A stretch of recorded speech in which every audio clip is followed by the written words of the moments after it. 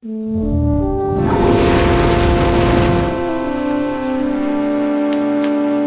to another episode of D&December. This particular episode is going to be extremely helpful for new dungeon masters or old dungeon masters who are looking for new ways to improve their experiences. One of the things I like to do myself when I'm a DM is I like to build interesting combat encounters, because otherwise a lot of the fights just end up you see each other in the same room and then you fight and you hit each other. But what if there's a way to make each one of those combat encounters themselves interesting using a variety of techniques? So we're going to be focusing on how to make cool combat encounters. I'm going to be making these up from the complete top of my head using the 5th edition D&D rule manual and my map that I have down here for when I use tactical combat encounters. Now, a grid map is by no means necessary, as you can play this entire game simply using the theater of your mind, but I'm going to have this here as a better visual guide for what we're making. Or if you do decide to play and use these exact ones, you have a grid in case you want actual tactical combat encounters. So we have here our party of 4 adventurers. Who and what they exactly are isn't too vital, but we'll start low. Let's do an initial encounter. So we'll say they're level 1, maybe level 2 at best. So we're not going to do anything super elaborate for them. So let's give them a place to be first. Let's assume they're going to be in a living quarters of some sort, whether it's within a town or within a dungeon itself, a kind of living quarters, whatever. So let's just make a quick room here. It's gonna be we'll make it a larger room, probably bigger than necessary. This is a huge living quarters. And then down this side, we'll say this is a double-sided door for people to enter through. So this is where the party will be entering in from. So we can move all of our guys right there. All right. So here we got our party, we got our room. Now let's build out this room and what they'll be fighting. So let's give them, since it's a low level, we'll give them simple monsters to fight. Kobolds, orcs, goblins, those like. So we'll have them fight, there's 4 of them, so anywhere between 4 to 10 smaller monsters can work depending on how tough you want to make those. So we'll grab some figures just to represent those. I'm just gonna grab whatever, they won't actually be kobolds or whatever, but it'll be close to it just to represent them. So we'll just throw those guys in there. All right, well, some of the figures are actually kobolds. As for all the other ones, just pretend they are. So we can just place them around the room and just say, okay, there's a combat encounter. They entered this room and they fight 6 kobolds. Oh, that sure is boring. What can we do to make that more interesting? Well, there's a number of different ways we can do that. Let's focus more on the actual kobolds themselves and how to make them more interesting to fight, rather than just a bunch of little dudes with short swords coming up and trying to poke them. Let's actually change some of these kobolds to some of them having different weapons. For example, let's have it so that these 3 are kobolds, yes, but they are more prepared melee fighter kobolds. We'll say that these guys actually have halfling-sized chainmail armor on, and they're a little bit better at using a blade, so they're a little more prepared to fight and can use flanking tactics. So during the fight, they'll actually try to get around their opponents and surround them and try to flank them. As for their friends, well, how about these 2 over here are actually going to be archers? Like they'll have little, we'll say, light crossbows, just little hand crossbows that they use to shoot at the party from over here. And then this one, we'll get to him in a second. We'll think of something. So, all right. So now we got something more of an encounter. It's not just 6 kobolds are fighting. Now it's 3 kobold warriors, 2 kobold archers, and let's make him a kobold sorcerer. No rules saying you can't, so we're gonna have that be a kobold with a couple of spells at the ready. So all right, now we got a more interesting encounter, because now there's multiple threats that they have to deal with. Getting better. We can still spice this up a little bit. Now, how can we make the room itself more interesting? Because even though we got the 3 different groups more or less, they still just have the players easily split up and take care of them. So what we can do is deck out the room itself. For example, what if the 2 archers are actually at a dining table? So they actually have a dining table in front of them. And then when the encounter starts, the first thing they do is actually flip the dining table up. So now they can hide behind that and use that as cover as they shoot them with their crossbow bolts. Okay, now that's more interesting because now their archer is going to have a harder time shooting them while they have a complete advantage against the party. What about the sorcerer? The sorcerer's still kind of out in the open. You're right, he is. So aside from the table, maybe the whole room is actually supported by different support pillars. So we can put some of those around just to show like that's what's actually holding the room up. Now this gives a couple of more options because now the sorcerer has something to hide behind while he's preparing spells and shoot them out. And if they have an archer, that archer's got somewhere that he can go and hide behind things to either defend himself against the kobolds or the other sorcerer. So now we got a little bit of a more interesting encounter. Not bad. So these guys are still going to engage. The archers are going to shoot the kobolds. You can give them specific spells. I mean, magic missile is always a decent choice if you just want to deal damage against the party. Maybe give them something like a sleep spell or summon monster or something to make them a little bit more of a threat, or just to give them something a little bit different than just dealing damage. Now this is all fine and dandy, but another rule of thumb that I always have with my encounters is that even monsters want to live. So as it is, this is just a dead-end room and they're hanging out, but what if we give them some kind of escape route? How about we say that actually maybe back in this corner here is another set of double doors that the kobolds can escape through should the fight not go their way. And they're kobolds, so chances are it's not going to go their way. And you know what? How about the fact that the door actually locks on the other side? So now when the kobolds get through, they can quickly lock it behind them, making it difficult for the party to pursue. Unless they have the rogue to quickly pick it, or perhaps a warrior to bust those doors down. So even just doing these few things, now we have a slightly more built out encounter for this one fight. And there's more things we can do on top of that. Perhaps in front of some of the fighters, there's just a little fire brazier with hot coals inside. So we'll mark that, just a little color in there. So we'll say that right there's a fire brazier with hot coals inside. So when the party kicks down the door and they're ready to fight, one of these kobolds runs over and kicks over that fire brazier, causing the fire and all the hot coals going towards the party, forcing them to scatter. And that makes it easier to pick off the archers and the sorcerers, etc. This is just like a small example of some of the things you can do to make more interesting combat encounters. My mindset when I go into these is really thinking, it's a very video game dev kind of mindset. Is not, rather than just giving it a room, how can you make each room or each encounter interesting and have its own challenges within it? So this is okay. This is a very basic way to start. And you know, if they're newer players, if they're only level 1 or 2, you don't want to go too crazy on them. So this is actually okay. I would use this quick encounter against someone just to make it a little bit more challenging for them rather than just fighting 6 regular kobolds.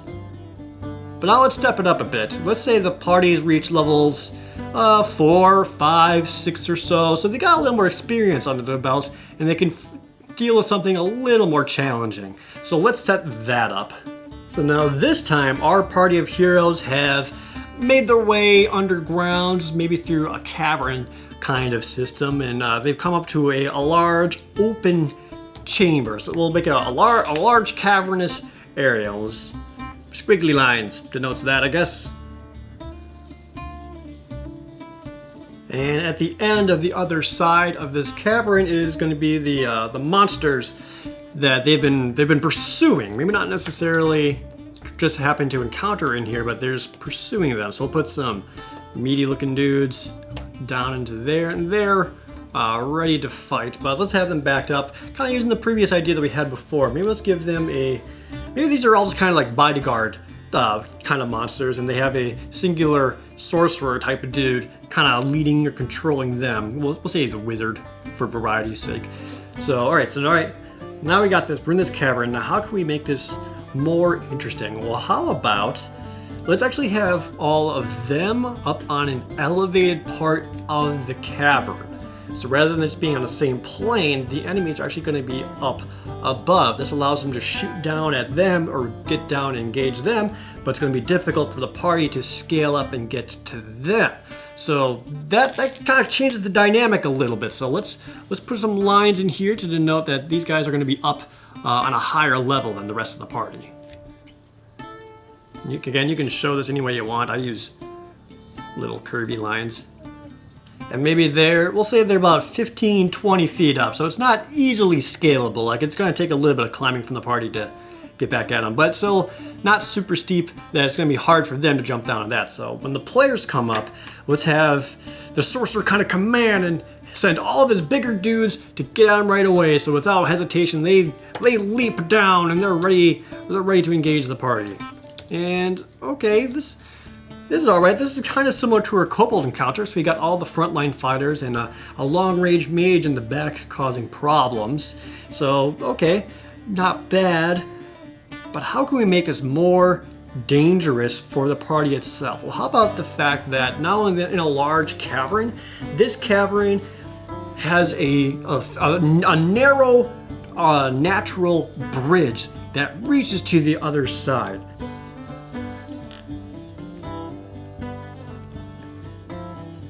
A naturally formed bridge that reaches to the other side, and anywhere there isn't a bridge, it's just a big old hole of death. Okay, so now this puts a little bit of extra danger into the party, because if they were to say go forward and engage, well, now they only got so much room to maneuver. It's going to be difficult to get past these enemies to get to that sorcerer. More importantly, if they really wanted to, maybe they could try to knock the enemies off the ledge and cause them to fall to their dooms, or perhaps the enemies could do that the same to the players. So this gives a sense of danger for the players, because they could fall and who knows how far they could go. But more importantly, it gives them an option to quickly dispatch the monsters instead of just whittling down their hit points. That's another thing I like to do to make the combat more interesting, is give the players the way to defeat the monster instead of just reducing their hit points down to 0. Now, to further complicate things, we can actually give the monsters a few tactics. Like I said, they could intentionally try to force the players off. But let's focus back on that sorcerer for a second. So we could have him, ready his spells and start shooting them at the party, giving extra cover for his bodyguards. But what if instead of just attacking the party directly, he does something a little more dubious? So what if he charges up his magic missiles or his fireballs or whatever, instead of shooting it at the party sees him look up to the top of this cavern and shoot at the ceiling and blasts stalactites, causing them to fall. That way now stalactites are falling at the party, because now those are going to be harder to dodge. He can try to direct it so it doesn't hit his bodyguards while making sure it hits the party. And what we can also do is, again, to spice things up, is maybe those stalactites are just large and just powerful enough that when they hit, maybe they're causing this land bridge to actually kind of crumble a little bit, and they feel it softening underneath their feet and starts to crack. All right, so now they got some real danger. Not only do they have to deal with these guys, they can feel this bridge beneath them start to break, and that could shatter at any moment, as long as that mage continues to blast the ceiling. So now we got a couple of new options. What we can also do, because there's a large cavern area, maybe we can throw some flying enemies in there. Maybe there's like some sturges or some vampiric bats or whatever also flying around. And this gives additional targets for your ranged party members to actually focus on. Aside from the sorcerer, they can shoot down the flying enemies. Maybe they're enemies that are flying specifically to bombard the players and again, knock them off. So another thing I really like to do is think of ways to make the environment itself part of the encounter. For this particular one, it's going to be possibly falling off, possibly having this bridge shatter underneath their feet. Could kill them. Maybe they just end up in a different part of the cavern and they're completely lost. The fact that the sorcerer has a height advantage is going to make it difficult for the players to get back to them, and it's going to be easier for him to escape.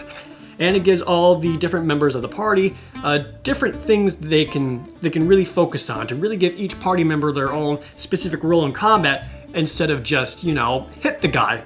But we can still step it up from there, can't we? Now if the players manage to vanquish this one, they complete several more quests for the land, and they've hit much higher levels. Say they're levels 12, 13 now. They're really getting up there. Let's think of some things that we can do against those. All right, the party has been adventuring for some time. They finally make it to the big bad guy's lair, and there he is, and there's the party, and they gotta kill this guy. But the only way to kill this guy is to destroy his special artifact obelisk thing that he has hidden behind his bad guy chair. That's the only way to stop them. But, you know, again, this is just a very basic room, and this guy could be whatever they want to fight. But, like before, we're going to make this more interesting. So this guy isn't just going to have large open rooms going up to his special bad guy chair for the parties to get through. No, he's going to have something to stop them. How about we'll say that their party, the player's party, has a rogue with them. So we want to give him an opportunity to be a rogue. So we'll just tell him that there are traps in this room. Maybe there's swinging pendulum blades going across, or what they can see is clearly spike traps ready to spring up. But the rogue is able to quickly find the trap mechanism on a wall nearby, like maybe like over here or so, allowing a rogue to, you know, focus on that and disable those traps, making it safer for the rest of his party to advance on the big bad guy. But again, that's kind of on the easy side. So maybe we can do something a little weird, something the players haven't expected or haven't seen so far in their battles. So they've entered and they're standing on a platform. That's fine. They see his platform on the other side, but in between them is, for whatever reason, is just a bunch of water. Like the whole room is just water, and they're not sure how deep it is. They think they can walk in it, so maybe it's only like 3 feet deep or whatever, but this whole room is just water. So now we have a different environment for them to deal with, and that could adhere to maybe some of their abilities. If they have like water walking, or if they have a monk high enough level who can run across water, that could give them an option too. But this guy is prepared for it. So in the water isn't just water. He has a bunch of undead just lying in wait, so that if the players go across and try to get through, the undead just grab them and try to pull them under and push their heads under, so that the players start drowning instead. It's like, okay, so now the monsters themselves basically act as an environmental challenge, and that's something they have to get past. Or what if, you know, because there is so much water in the room, he could try to summon water elementals, or maybe there's already some there, and water elementals also form up and use that water to control the party. Whether he makes one side deeper or widens it and splashes it over like a tidal wave to, again, to help drown them, or as they're trying to get through, the water elemental is pushing waves of water at them so hard that it's actually forcing them back. So now we got monsters themselves interacting with the environment against the party. Or what if between the big bad guy on the stairs and the water and all that is there, but as a last line of defense, the big bad guy is also protected by a Zenogre. So he's got that there, and he's got all kinds of electricity power, so just in case the parties are making their way through, the Zenogre can then electrify the water in there and zap everyone who stands in it. He doesn't care about the undead, doesn't care about the water elemental, he just wants to zap the party. And now they got a bigger monster to deal with, and he's going to be harder to get around to destroy that one special obelisk. All I have to do is get to that obelisk. So that's a bigger encounter and something that they need to worry about. But we also want to give the party options to circumvent a lot of these troubles, because if you force them to go through that, it will feel a little bit on the unfair side. Perhaps you make it a note that there's very clearly plain rafters up above, or chandeliers or something, maybe something that someone could jump to and climb across. Or perhaps they quickly fashion a grapple hook and latch it on there and use that to swing across the water and get past a lot of these monsters. Again, you can further tweak this depending on who's actually in your party and what spells and abilities they have. Or maybe they had an ice friend, an ice archon or something, ice elemental, show up with them, and he actually freezes the water and makes a bridge for them so they can't get electrocuted. It's still going to be harder to get across because they have to walk on ice, but that's going to be safer than dealing with fresh water and there's a Zenogre nearby. Or you could also reverse it. Maybe the ice elemental is over on their side and he uses that to further slow down the party, or maybe freeze them in there so they're waist deep, now they're frozen in ice and they have to muscle their way out or start chinking at it with their swords to get out of the ice. These are all just different ideas and options. So these are some of the things that I do to try to make my combat encounters just a little bit more interesting. I always try to make it so that every person in the party has something very specific they could do to help out and not just fight or deal damage, something that really adheres to their abilities. Each fight also has something in the environment that the party could use in their advantage or use against themselves. For example, maybe the switch that the rogue turned off for the traps, maybe if they're actually fighting in there and the Zinogre's in the water for some reason, the rogue turns the traps back on so the blade comes back and starts hitting the Zinogre. Those are all options too, something to think about, and ideally the party will come up with something that you weren't even prepared for. That's where I have the most fun, where I feel like the party has bested me in terms of preparedness and things I wasn't prepared for. They did something I wasn't even planning or even think they could possibly think of. And that's where I have fun, where they just completely tackle a challenge in ways that I didn't expect. So hopefully this will give you a better idea when making your own campaigns, or maybe tweaking other ones some pre-made ones that you are playing. Different things and different ways that you can improve your encounters so it's not just two sides fighting. Rawr, nom nom nom. Please subscribe if you enjoyed D&December. Thank you guys so very much for watching.